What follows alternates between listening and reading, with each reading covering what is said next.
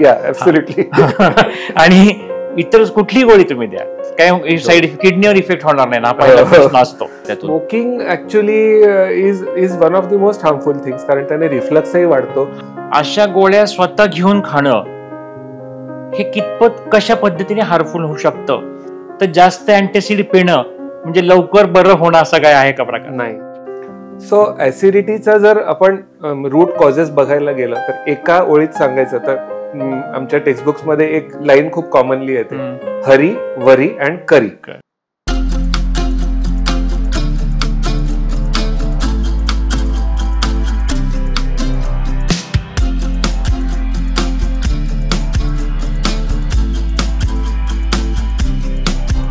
नमस्कार, जगण्यातील काहीच्या एका नव्या एपिसोडमध्ये तुम्हा सर्वांचं मनापासून स्वागत. आपल्या मेडिकल फील्डच्या एपिसोडला तुम्हा सर्वांचा खूप छान प्रतिसाद आहे आणि खूप रोजच्या जगण्यातील विषयांवरती आपण एपिसोड करावेत असं सर्वांचे आम्हाला सतत कमेंट्स येत असतात आणि तुमच्या ह्या सर्व मागणीला आम्ही रिस्पॉन्स त्याच पद्धतीने देत आहोत.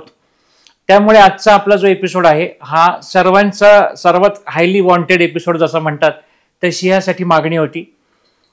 पित्त उठणे असं आपण जेव्हा करतो तेव्हा आपण ॲलर्जीचा एपिसोड मागे त्यासाठी केला आणि पित्त झालंय असं दुसरा शब्द जेव्हा वापरतो तेव्हा आपण तो जनरली ॲसिडिटी झाली, पित्त झालंय, गॅस्ट्रायटिस, पोटात आग पडली अशा वेगवेगळ्या विषयांसाठी हा वापरतो.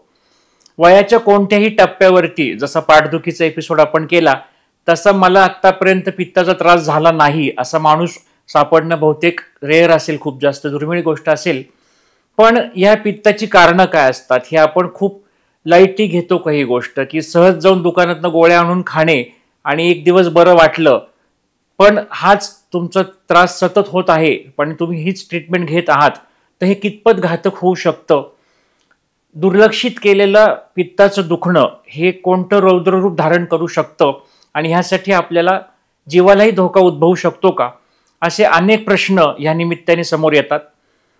बऱ्याचदा घरगुती रेमेडी म्हणून आपण उपाय करत राहतो, त्याचा फायदा होतच असतो, पण ते करूनही फायदा होत नसेल तर डॉक्टरकडे जाण्याची योग्य वेळ कोणती आणि ती ट्रीटमेंट कंटिन्यू करण्याची गरज का असू शकते, ह्या सर्व गोष्टी आपल्याला आजच्या काळामध्ये जेव्हा सर्व प्रकारचे आधुनिक उपचार आपल्याकडे उपलब्ध असतात तेव्हा माहिती असणं खूप गरजेचं आहे.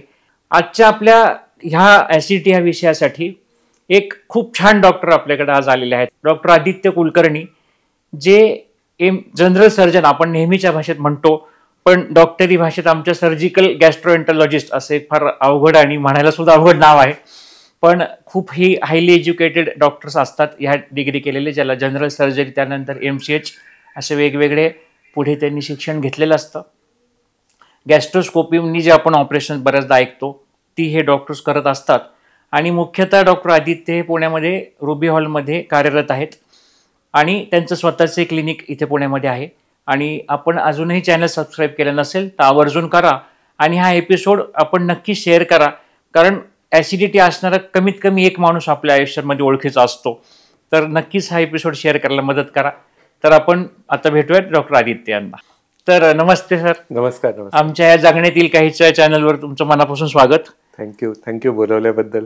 तर आज आपण मेनली हा विषय मुद्दाम निवडलाय कारण आमच्या खूप प्रेक्षकांचं असं म्हणणं होतं की आम्हाला ह्या एक असं कॉमन वाटणार आहे पण खूप तसं त्रासदायक असू शकणाऱ्या विषयावरती नक्कीच प्रश्न आमचे उत्तर ऐकायला आवडतील. तर एक मूळ सगळ्यात प्रश्न पाहिलाय की ॲसिडिटी होते म्हणजे नक्की काय होतं? सो ॲसिडिटी होते ही जर आपण कंप्लेंट बघितली तर प्रोबेबली OPD मध्ये जेवढे पेशंट येतात तर जास्तीत जास्त एखादी कंप्लेंट जर असेल तर ही ॲसिडिटीची आहे.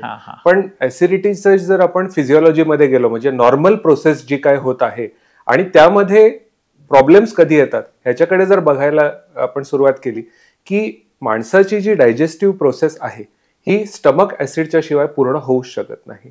स्टमक ॲसिडचा रोल हा व्हायटल आहे, हा महत्त्वाचा आहे, कारण ॲसिड इज रिस्पॉन्सिबल की स्टमकमध्ये जे काय अन्न येतं त्याला सुरुवातीला जे ब्रेकडाऊन करून त्यातले न्यूट्रिएंट्स काढण्यासाठी ॲसिड हे महत्त्वाचं असतं. मग हे ॲसिड प्रॉब्लेमॅटिक कधी होतं की जेव्हा ॲसिडचं ओव्हर सिक्रिशन होतं किंवा ॲसिड जेव्हा जास्ती प्रमाणात प्रोड्यूस होत आहे त्या अन्नाच्या कंपॅरिझनमध्ये, तेव्हा दॅट बिकम्स अ प्रॉब्लेम. आणि सेकंडली कधी कधी जर ॲसिड नॉर्मल क्वांटिटीमध्ये जरी प्रोड्यूस होत असेल पण सेन्सिटिव्हिटी जास्ती आहे, मे बी स्टमकला इन्फ्लेमेशन असल्यामुळे किंवा काही इन्फेक्शन्स असल्यामुळे, तर आपण जे सिम्पटम्स एक्सपिरियन्स करतो त्याला एक साधारणपणे ऍसिडिटी असं सॉर्ट ऑफ लेबल केलं जातं. सो आता हे सिम्पटम्स काय आहेत की ज्याला आपण ऍसिडिटी म्हणतो किंवा ज्याला पेशंट्स ऍसिडिटी म्हणून एक्सपिरियन्स करतात, इज एस्पेशली काही तेलकट, तिखट किंवा चमचमीत ज्याला आपण म्हणतो, ते खाल्ल्यावरती जो त्रास होतो, पोटात जळजळ होते, पोट जास्त भरल्यासारखं किंवा गच्च वाटतं, ब्लोटेड वाटतं किंवा छातीमध्ये किंवा अन्ननलिकेमध्ये असं जळजळ झाल्यासारखं किंवा छातीच्या मागच्या बाजूला दुखणं किंवा जळजळ होणं, याला जनरली ऍसिडिटी असं लेबल केलं जातं. किंवा जो डिस्कम्फर्ट ज्याला आपण म्हणू शकतो, एस्पेशली बेंबी आणि पोटाच्या वरच्या भागाच्या मध्ये, त्याला ऍसिडिटी म्हणून लेबल केलं जातं. सो ब्रॉड टर्म्स मध्ये बघितलं तर ही ऍसिडिटी. आणि एक जणांचा आता असा प्रश्न आला की आम्ही हे 3-4 शब्द नेहमी ऐकतो, ऍसिड रिफ्लक्स, गॅस्ट्रायटिस आणि GERD किंवा गर्ड म्हणतो आपण, तर ह्या वेगवेगळ्या टर्म्सचा नक्की अर्थ काय होतो? सो आपला डायजेस्टिव्ह ट्रॅक्ट जो आहे, एस्पेशली अप्पर डायजेस्टिव्ह ट्रॅक्ट म्हणजे काय की अन्ननलिका, जठर आणि डिओडेनम म्हणजे छोट्या आतड्याचा पहिला भाग, याच्याशी रिलेटेड ज्या कंप्लेंट्स असतात त्याला आपण एक ब्रॉड टर्म जर दिली तर त्याला आपण डिस्पेप्सिया असं म्हणू शकतो. पण या डिस्पेप्सियामध्ये जर त्याचे भाग बघायला गेलं तर ऍसिड रिफ्लक्स, GERD, गॅस्ट्रायटिस आणि ऍसिडिटी हे सगळे साधारणपणे ह्याचं जे रूट कॉज आहे हे सेम आहे.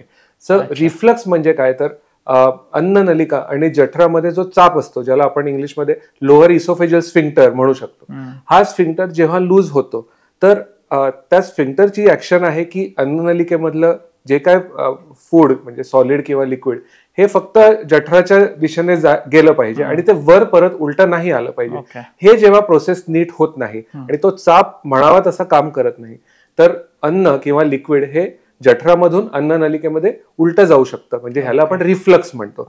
So gastro oesophageal reflux disease हे केव्हा म्हणतो की जेव्हा नॉर्मल पेक्षा जास्ती हा रिफ्लक्स होतोय, त्यावेळेला आपण त्याला रिफ्लक्स डिसीज किंवा GERD असं म्हणू शकतो. गॅस्ट्रायटिस हे थोडंसं वेगळं आहे. गॅस्ट्रायटिस म्हणजे पोटाच्या इनर लाइनिंगला, म्हणजे जठराचं जे म्युकोजा असतो ज्याला सायंटिफिकली आपण म्हणतो की विच इज मेनली रिस्पॉन्सिबल की जे ऍसिड सिक्रेट करणे आणि बाकीच्या लेयर्सला त्या ऍसिड पासून प्रोटेक्ट करणे, याला जेव्हा सूज येते, याची जेव्हा सेन्सिटिव्हिटी वाढते आयदर इन्फ्लेमेशनमुळे किंवा इन्फेक्शनमुळे, तर त्याला आपण गॅस्ट्रायटिस म्हणतो. सो हे टर्म्स सगळे एकामेकाशी रिलेटेड आहेत. तसं बघितलं तर रिफ्लक्स हा एक नॉर्मल फिजिओलॉजिकल फिनॉमिनन आहे. जर आपण अति जेवण केलं, पोट जर जास्ती गच्च भरलेलं आहे, तर पोटाच्या आतला जो गॅस आहे तो ढेकर किंवा बर्पिंग या पद्धतीने आपण नॉर्मली रिलीज करू शकतो. पण जेव्हा हे ॲबनॉर्मल होतं, म्हणजे दररोज व्हायला लागलंय किंवा काही नॉर्मल जेवण केल्यावरती पण जर आपल्याला असं व्हायला लागलं, तर त्याला आपण रिफ्लक्स डिसीज असं लेबल देतो. So these are the various terms. आणि एक जणांचा म्हणजे कुठल्याही आजाराच्या बाबतीत एक कॉमन प्रश्न असतो, पण ह्यात हा जरा मजेशीर प्रश्न वाटला की ऍसिडिटीचा आजार हा पण अनुवंशिक असू शकतो का? सो ऍसिडिटीचा जर आपण रूट कॉजेस बघायला गेलं तर एका ओळीत सांगायचं तर आमच्या टेक्स्टबुक्स मध्ये एक लाईन खूप कॉमनली येते, हरी, वरी अँड करी.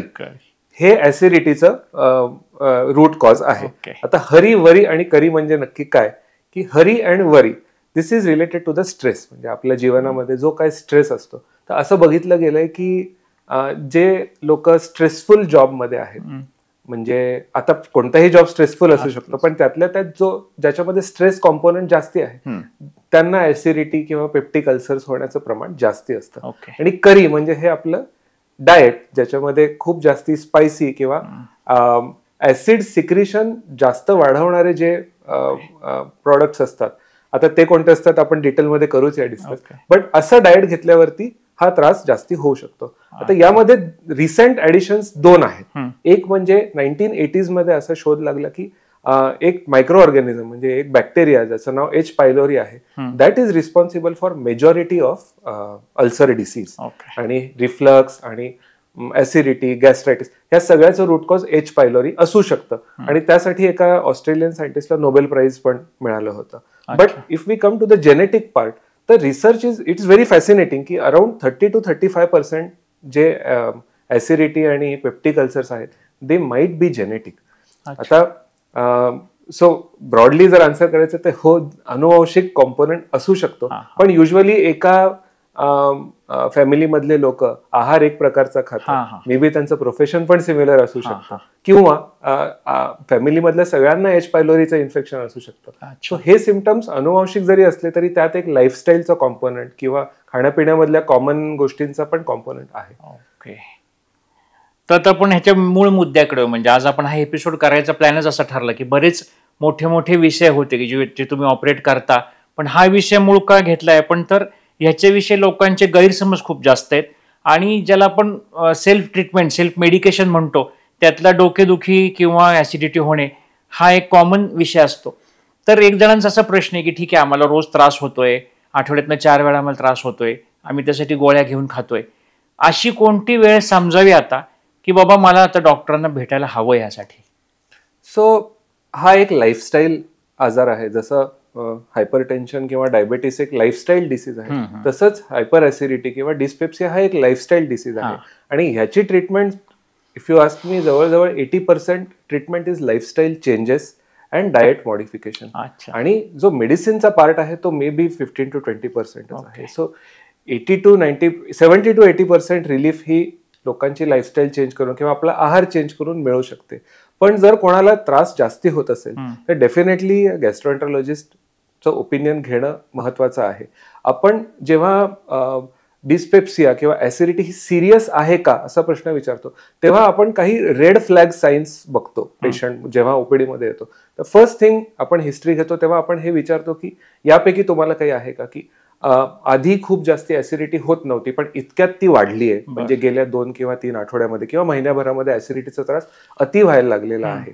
सो सिम्पटमॅटॉलॉजी ज्याला आपण म्हणतो त्यामध्ये रिसेंटली काही चेंज झालाय का, भूक कमी लागतेय का, वजन कमी झालंय का, म्हणजे एफर्ट न करता किंवा कोणतंही डाएटिंग न करता अचानक वजन कमी झालंय का, काम केल्यावरती धाप लवकर लागते किंवा लवकर दमल्यासारखं होतं, ज्याला आपण फटिंग म्हणू शकतो, जो अनिमिया किंवा लो हिमोग्लोबिनचा पण साईन असू शकते, किंवा स्टूल मध्ये काही चेंजेस आहेत का, स्टूल काळ्या रंगाची येते किंवा कॉन्स्टिपेशन व्हायला लागलेलं आहे, घरामध्ये कोणाला ही अशी हिस्ट्री होती का, किंवा घरामध्ये कोणाला फॅमिलीमध्ये काही सिरियस आजार किंवा स्टमकशी रिलेटेड काही कॅन्सर्सची हिस्ट्री आहे का, हे काही रेड फ्लॅग साईन्स आपण बघायचा प्रयत्न करतो.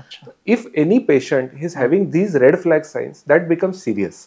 सो अशा पेशंटने तर डेफिनेटली भेटावं. पण बाय अँड लार्ज जर म्हणायचं तर 1-2 आठवड्यापेक्षा जास्ती कोणतेही सिम्पटम परत एक्सपिरियन्स होणे हीच एक रेड फ्लॅग साईन आहे की तुम्ही एकदा तरी डॉक्टरांना जाऊन दाखवलं पाहिजे. मुलांची परीक्षा चालू आहे तर होणारच, आमचं काहीतरी उपास चालू आहे तर होणारच, किंवा असं जे प्रत्येक ह्याला आपल्याला ह्या आजारासाठी एक कारण आपण देतो स्वतःला, तर हे कितपत फसवत राहावं की आता मुलांना ठीक आहे खरंच एक्झामच्या काळामध्ये, की आता मुलांचं जाऊ दे, मोठ्या वयामध्ये आपण परीक्षा देतो, काय देतो, हा एक्झाम रिलेटेड जो स्ट्रेस म्हणून आपण जे ऍसिडिटी होते ती खरंच त्यामुळेच होते का त्या काळात? मोस्ट ऑफ द टाइम जो अक्यूट इव्हेंट असतो की स्ट्रेस आहे की परीक्षा मुलांची चालू होती किंवा जागरण झालं किंवा ट्रिपला गेलो होतो तिथे काहीतरी खाण्यात आलं, this is really the cause many a time. पण जर तो इव्हेंट गेल्याच्या नंतर पण आपल्याला त्रास परसिस्टंट आहे तर मग डेफिनेटली आयदर मेडिसिन तरी घ्यायला पाहिजे किंवा ऍटलिस्ट एकदा डॉक्टरांचा सल्ला तरी घ्यायला पाहिजे. फॉर द सिम्पल रिझन की बरेचदा हा प्रॉब्लेम काही दुसऱ्या गोष्टींशी पण रिलेटेड असतो. खूप कॉमनली बघायचं झालं तर पित्ताशयातले खडे हे पण ऍसिडिटी सारखे सिम्पटम्स प्रोड्यूस करू शकतात, किंवा काही लोकांना फूड अलर्जीज असतात. So those can cause similar symptoms. म्हणजे ऍट अ पेशंट लेवल हे सांगणं डिफिकल्ट आहे की जो त्रास होतोय हा या गोष्टीमुळे होतोय, तर त्याचे काही ट्रीटमेंट्स आहेत जे अगदी सिम्पल आहेत, म्हणजे त्यासाठी खूप जास्त औषधं पण घ्यायची गरज नाही.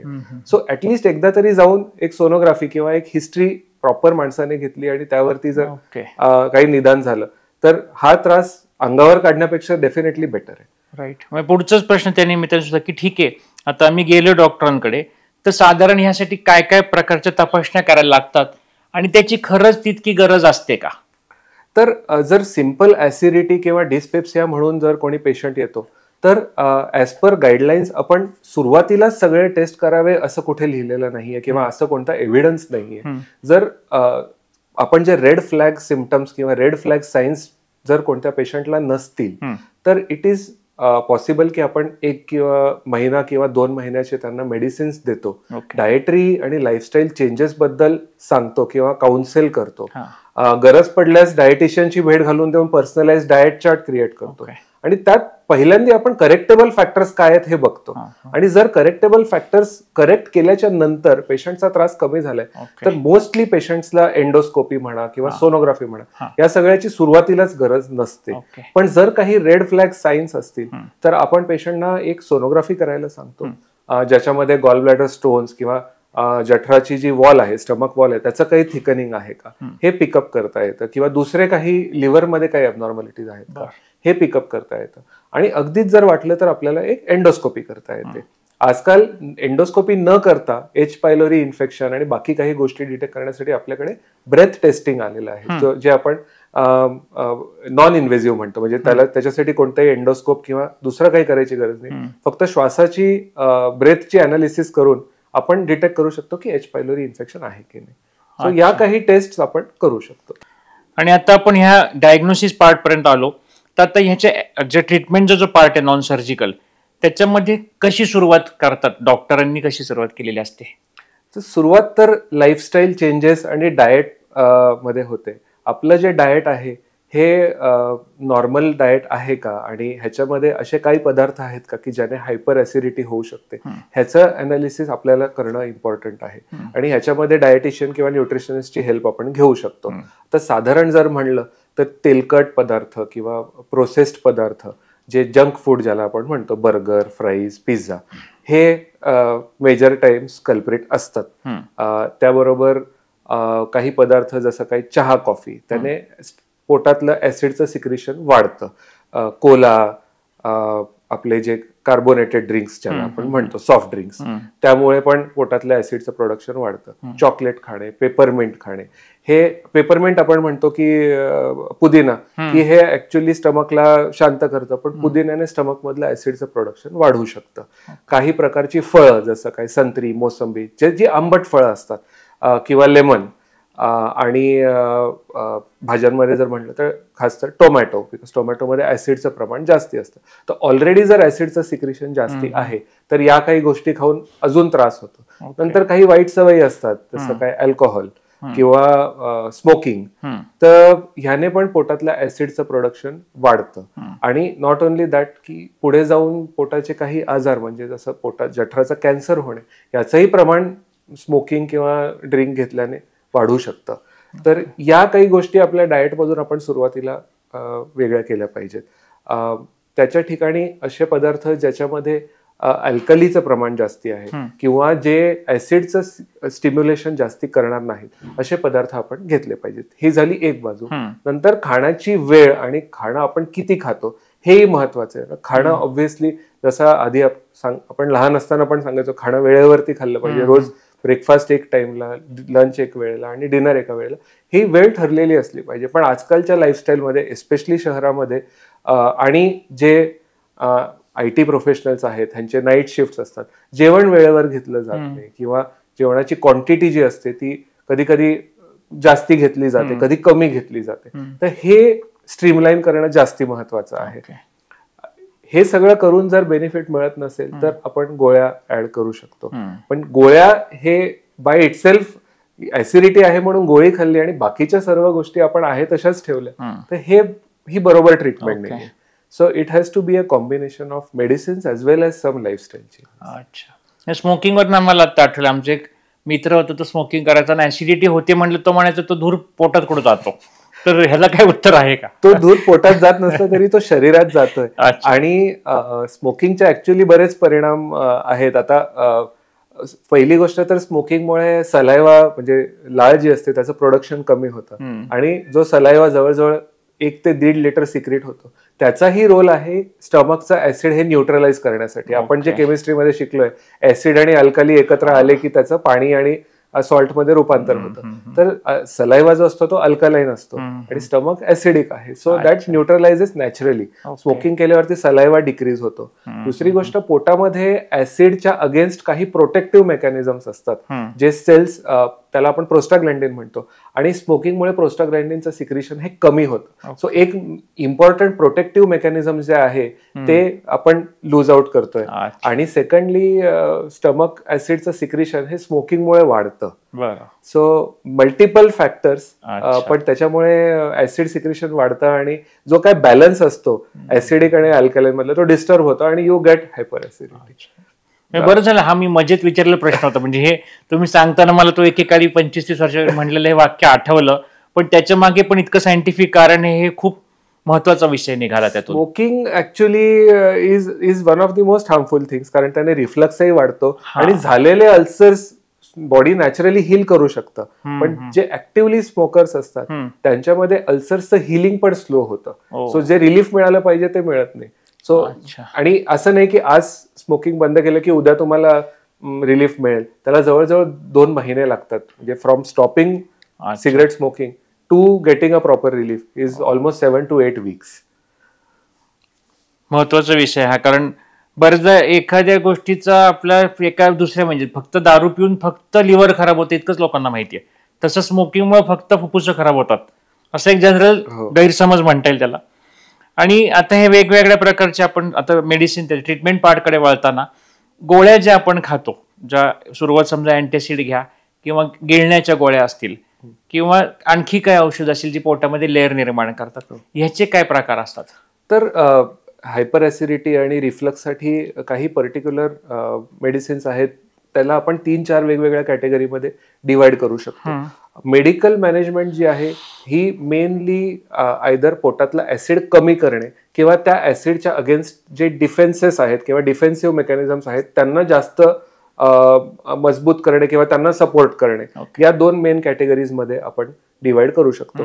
त्यामध्ये आजकाल सगळ्यात जास्ती वापरले जाणारे जे प्रॉडक्ट्स आहेत त्याला प्रोटॉन पंप इनहिबिटर्स असं म्हणतो. त्यामध्ये ओमेप्रेझॉल आलं, पॅन्टोप्रेझॉल आलं. तर हे अँटासिड्स जे असतात प्रोटॉन पंप इनहिबिटर ते खूप पॉवरफुल असतात. तर पोटातलं जवळजवळ 80 to 90% ऍसिड प्रोडक्शन गोळी घेऊन आपण कमी करू शकतो.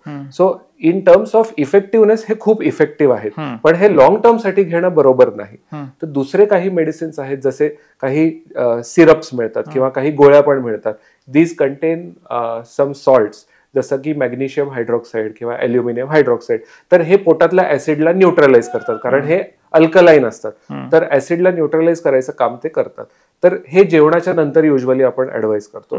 वेरस जे प्रोटॉन पंप इनहिबिटर्स असतात ते जेवणा आधी घ्यायचे असतात.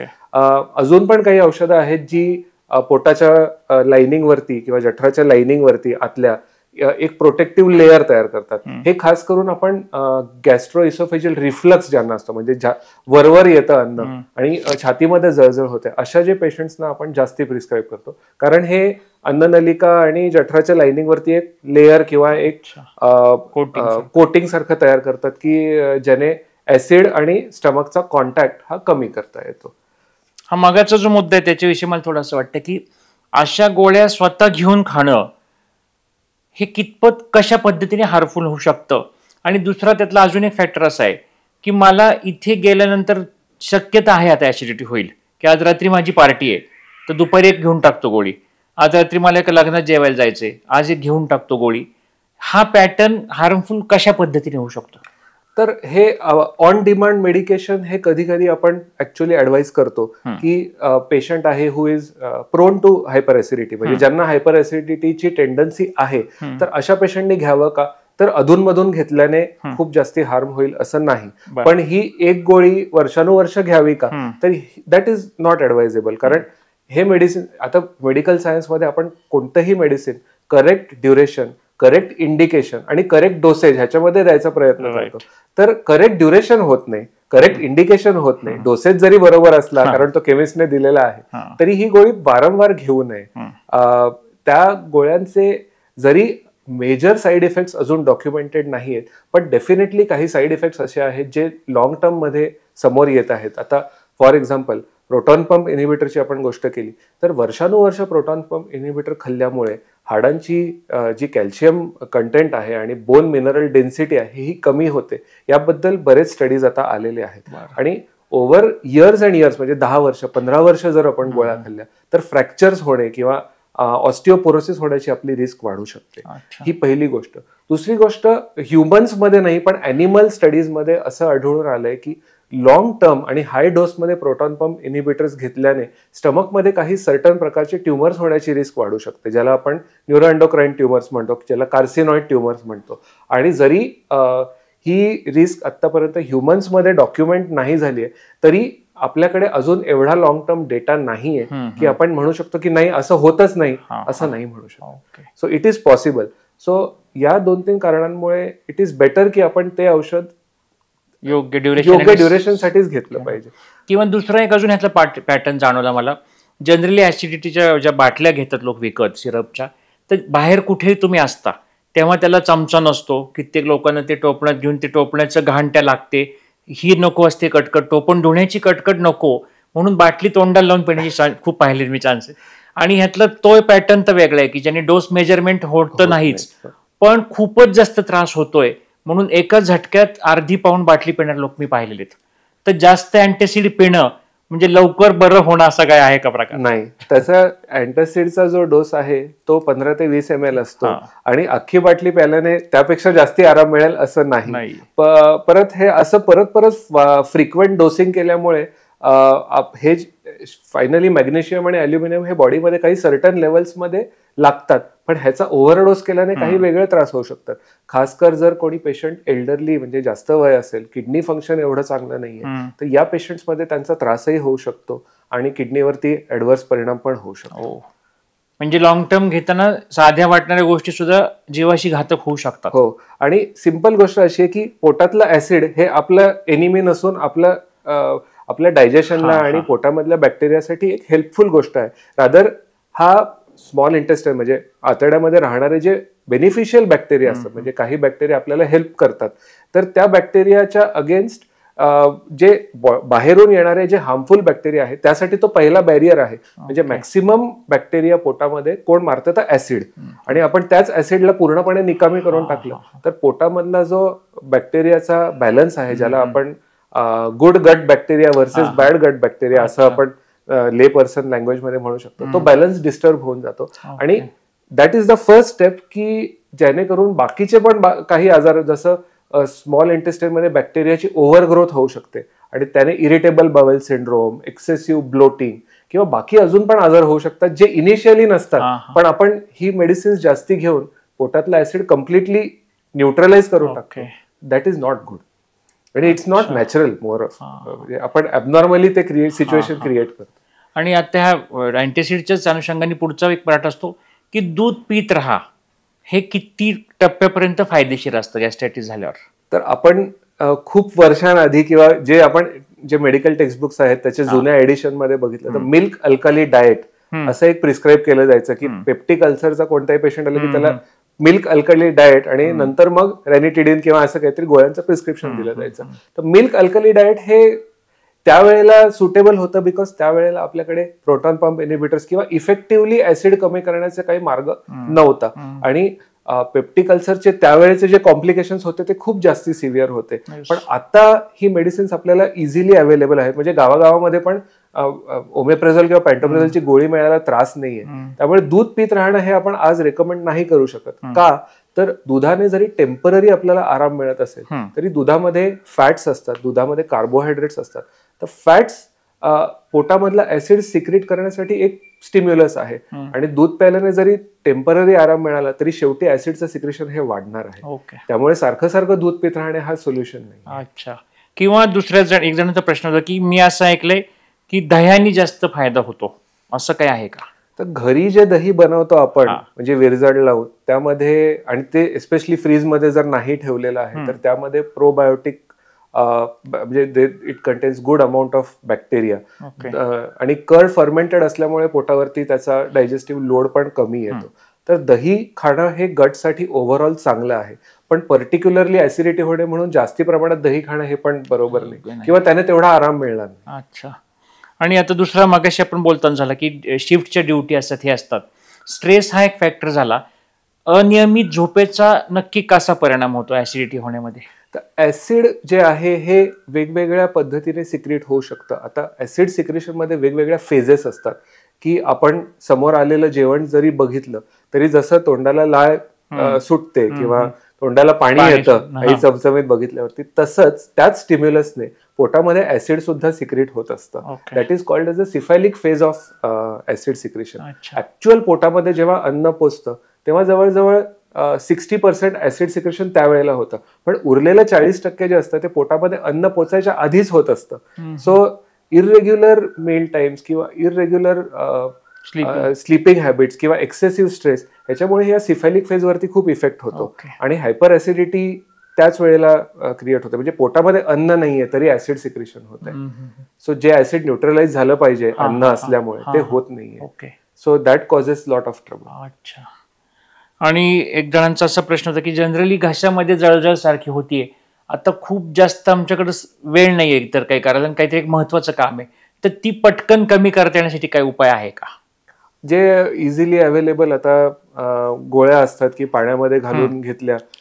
सो अँटासिड्स ज्याला आपण म्हणतो की बाटलीमधलं औषध आहे, टोपणात that is the fastest way to neutralise. म्हणजे जर जास्त त्रास होतोय गॅस्ट्रायटिसचा तर ते औषध फास्टेस्ट रिलीफ देऊ शकतं, कारण ते डायरेक्टली जाऊन ऍसिडला न्यूट्रलाइज करू शकते. इव्हन जर गोळी जरी घेतली आपण, प्रोटॉन पंप इनिबिटर, ओमेप्रेझोल, रॅबिप्रेझोल, तरी त्याचा पूर्ण इफेक्ट येण्यासाठी 4 ते 5 दिवस लागतात. आता आपल्याकडे एक नवीन औषध आलंय व्होनोप्राझॉन नावाचं, जे लास्ट इयर किंवा 1.5-2 वर्षापासून मार्केटमध्ये आहे. त्याचा इफेक्ट फास्टर आहे, पण तरी त्याला 2 ते 3 दिवस लागतात. तर इमिजिएट रिलीफ हवी असेल तर या गोळ्या किंवा हे सिरप घेऊ शकतो.